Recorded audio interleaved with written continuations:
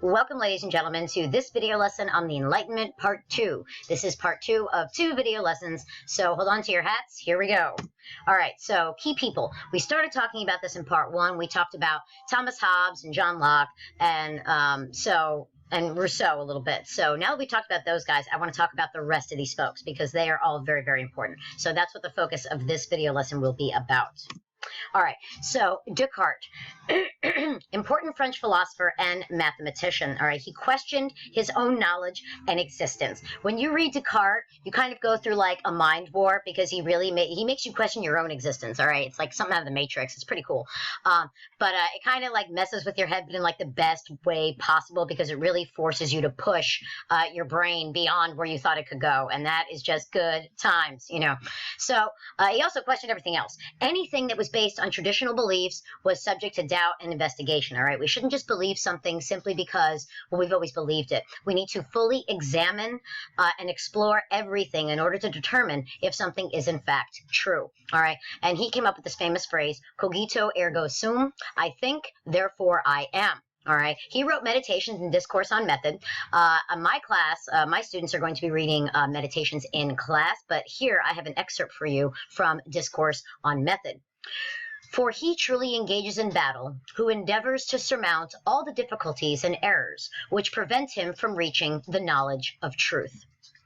And he is overcome in fight, who admits a false opinion touching a matter of any generality and importance, and he requires thereafter much more skill to recover his former position than to make great advances when once in possession of thoroughly ascertained principles. Right? So if you're really a brave person, if you're really awesome, you are going to push the boundaries and you are going to question the things that you hold most dear. And once you fully do that, once you question it, explore it, and then you determine what is truth, that truth is so much more meaningful than it was previously because you've gone through this intellectual exercise, this intellectual battle with yourself, and you come out on top. So that's good times.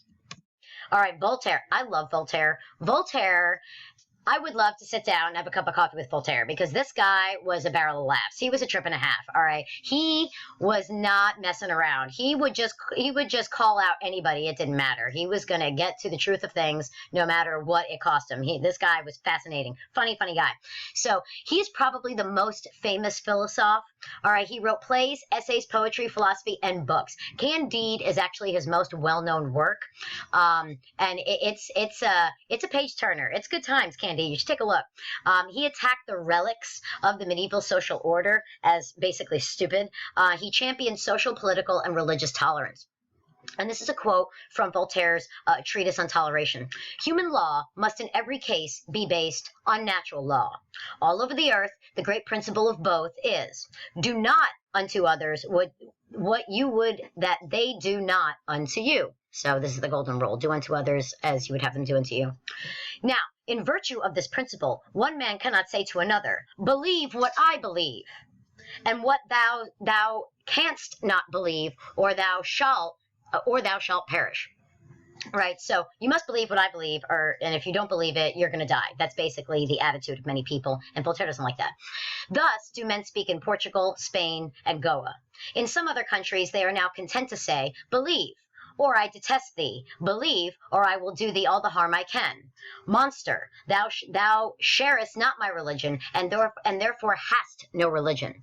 Thou shalt be a thing of horror to thy neighbors, thy city, and thy province. The supposed right of intolerance is absurd and barbaric. It is the right of the tiger. Nay, it is far worse, for tigers do but tear in order to have food, while we render each other for paragraphs. So the idea that we would kill another human being simply because they don't believe what we believe is incredibly distasteful. The tiger does what he does, or the animal does what they do what they do, animals, out of instinct, whereas we do it out of a need to feel better than other people. And that is far worse because we are making a conscious choice to harm other people. And that's not good times. Adam Smith. Adam Smith, the father of capitalism. He wrote The Wealth of Nations. There are 2 volumes of that. He was like I said, just father of capitalism. He said civic virtues would be promoted through the values of competition and autonomy. So if we were allowed to compete in terms of, okay, so whoever has the best product, they're going to get the best price. Whichever consumer is willing to pay the best price, they're going to get the product. And if we are allowed to function on our own, then civic virtues would develop out of these 2 ideas. Free trade benefits everyone. And this is a quote from Wealth of Nations, book 4. To widen the market and to narrow the competition is always the interest of the dealers. It comes from an order of men whose interest is never exactly the same with that of the general public, who have generally an interest to deceive and even oppress the public, and who accordingly have, upon many occasions, both deceived and oppressed it. So whenever you give up your power to make your own decisions, to determine your own destiny, you are in effect allowing someone else to deceive and oppress you. So if society was cultivated in such a way that people were responsible for themselves completely, that we would be better off in the long run. Immanuel Kant.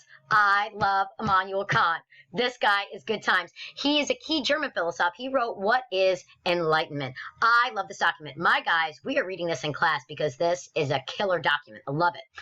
So many subsequent studies and philosophical movements are based on Kantian ideas. All right, if anyone decides to become a philosophy major, you are going to become intimately familiar with Immanuel Kant. All right, he synthesized rationalism and empiricism. So the idea that everything is based on reason, rationalism, and empiricism. This is the employment of the scientific method. He coined the motto of the Enlightenment, which you saw in the picture of the tattoo, Sapere Aude, dare to know, right? So here's an excerpt from Immanuel Kant's What is Enlightenment? Enlightenment is man's release from his self-incurred tutelage. Tutelage is man's inability to make use of his understanding without direction from another. Self-incurred is this tutelage when its cause lies not in lack of reason, but in lack of resolution and courage to use it without direction from another. Sapere aude, have courage to use your own reason. That is the motto of the Enlightenment. That right there is why I love the Enlightenment. Sapere aude, that's just great. Dare to know, dare to explore, dare to achieve, dare to understand, dare to know. That is awesome. It's awesome. Sorry, got a little excited. Montesquieu. Montesquieu is very important, in particular for American government, but it also factors in some of the constitutional monarchies and republics that take place in Europe. So he was a French nobleman and philosopher. He wrote this work called The Spirit of the Laws, and he's the one that came up with the idea of separation of powers, right? He's a major influence in U.S. government, as I said. Here's an excerpt from Spirit of the Laws. It is in a republican government that the whole power of education is required. The fear of despotic governments naturally rises of itself amidst threats and punishments. The honor of monarchies is favored by the passions and favors them in its turn. But virtue is a self-renunciation, which is ever arduous and painful. This virtue may be defined in the love of the laws and of our country. As such love requires a constant preference of public to private interest, it is the source of all private virtues, for they are nothing more than this very preference itself. This love is peculiar to democracies. In these alone, the government is entrusted to private citizens. Now, government is like everything else. To preserve it, we must love it. So the idea of self-government falls into this idea of love of self. You know, you seek to preserve yourself. But if you are in a truly good system of government, that is self-government, then in order to preserve yourself, you must preserve the government. So this private virtue of self-preservation turns into a public virtue by maintaining the system that allows you to do what it is that you feel you need to do, and in turn allows others to determine their own destiny as well. Awesome. All right, let's talk about a couple of women Enlightenment thinkers. Good times. So Wollstonecraft, Mary Wollstonecraft, and Olympia de Gouges. You see these two. Wollstonecraft is here. We'll talk about her first. She was a teacher and writer. She advocated for rights and the education of women. She wrote a couple of important things. One, thoughts on the education of daughters, and two, vindication of the rights of women. So we're going to read some excerpts from her in a second. Now, de Gouges was a French revolutionary and writer. She advocated for women's rights also, but her activism stretched further in order to help achieve those actual rights. She wrote The Rights of Women, and this included the Declaration of the Rights of Women and the Female Citizen, which was an important document during the French Revolution. So these two women are very, very important. All right, so Wollstonecraft, let's look at her at an excerpt from her work. Let women share the rights, and she will emulate the virtues of man.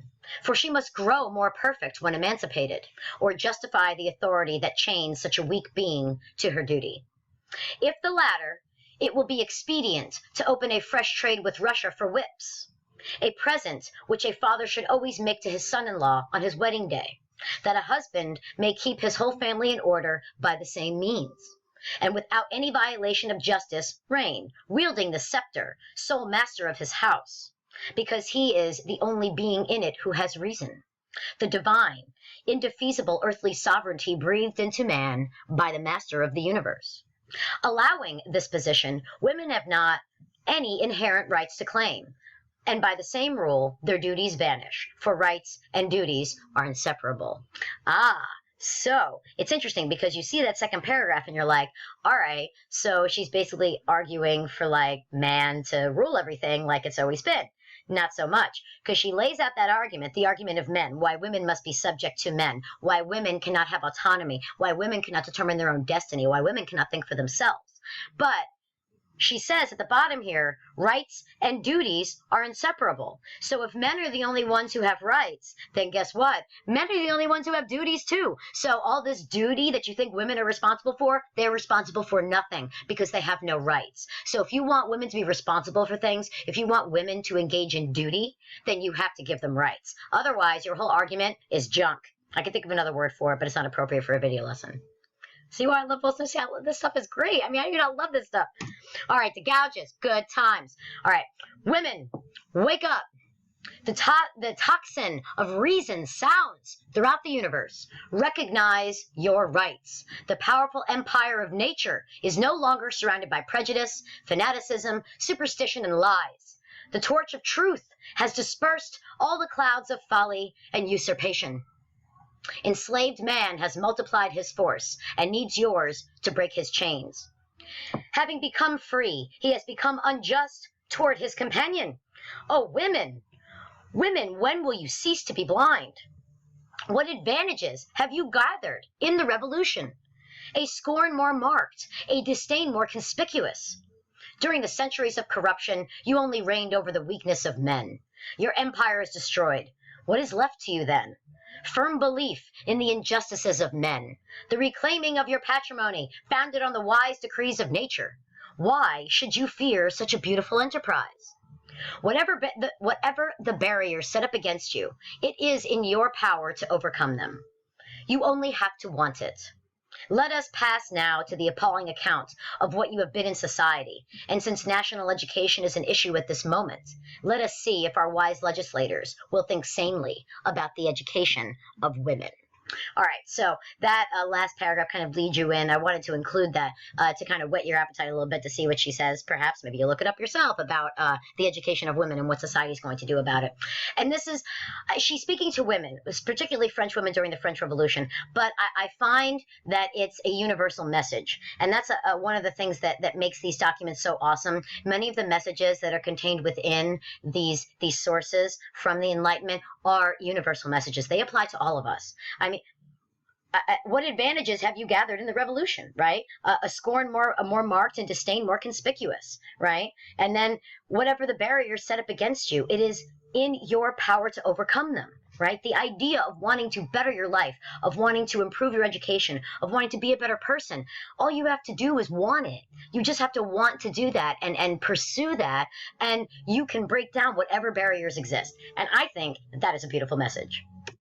That is the end of the Enlightenment. I will see you in class. We will very avidly and animatedly discuss these documents. I hope you learned what you needed to, and I will see you next time.